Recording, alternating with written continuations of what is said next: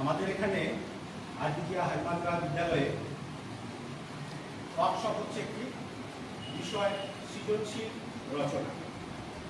এই ওয়ার্কশপটি যিনি পূর্ণ দায়িত্ব নিয়ে পরিচালনা করছেন ডক্টর দীপক চন্দ্র পোদ্দার। তিনি খুব বিখ্যাত মানুষ, আমরা জানি। আকাশবাণী রেডিও বেতার তরঙ্গে উনি দীর্ঘদিন নাট্য প্রযোজকের কাজ করেছেন বিভিন্ন রেডিও স্টেশনে ভারতবর্ষে।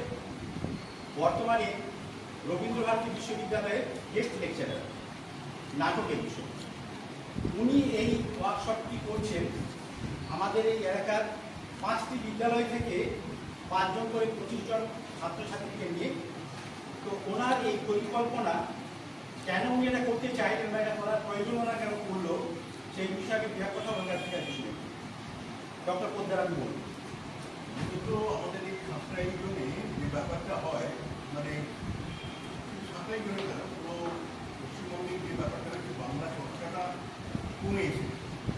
আর বিশেষ করে যেভাবে আমাদের পঠন পাঠন চলে সেখানে ভীষণই ওই ইকিউ সিস্টেমে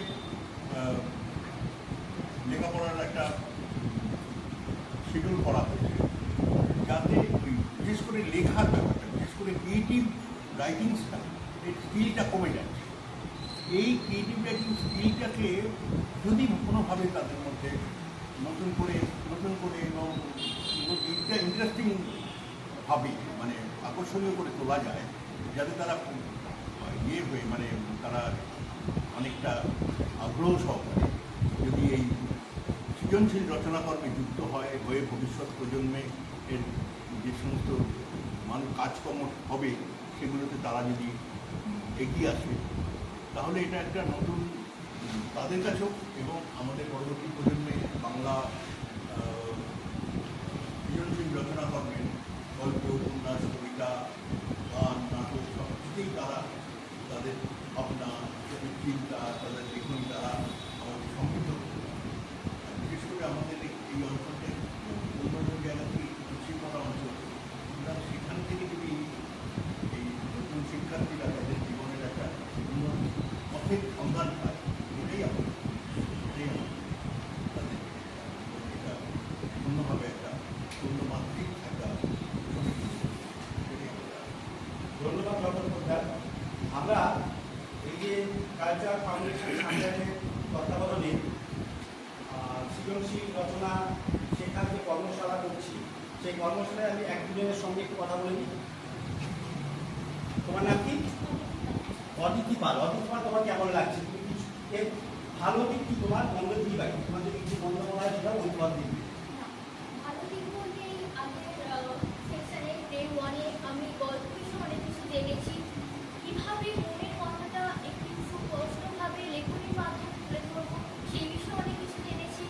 আজ এই কবিতা নিয়ে যে আলোচনা হচ্ছে, প্রথমে বিভিন্ন ছন্দ বিষয়ে আমি জানতাম না, সেই সম্বন্ধে খুব ভালো আমি জ্ঞান অর্জন করেছি, এখনও করছি। তার সব মিলিয়ে ব্যাপারটা খুব ভালো, তুমি পজিটিভ দিক দেখতে পাচ্ছ। এরপর আমি আর একটা বিষয়ে কথা বলিনি। তুমি কোন স্কুলে? রামচন্দ্রপুর হাই স্কুল থেকে। তোমার নামটা বলো। একটু জোরে বলো। আমার নাম রাজীব দাস, ক্লাস 10 স্টুডেন্ট। বলো তুমি কেমন লাগছে এখানে, কেমন বুঝছো? ভালো লাগে, আর তার সঙ্গে আমরা শিখতে পারছি। মানে আমাদের গল্প শেখানো হচ্ছে, আজকে কবিতার ব্যাপারে আলোচনা হচ্ছে। ধন্যবাদ।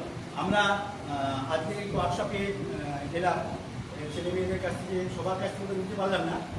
যা বুঝলাম যে দারুণ একটা কাজ চলছে এবং এই রকম কাজ আগামী দিনে আরও হোক এবং বিভিন্ন জায়গায় হোক।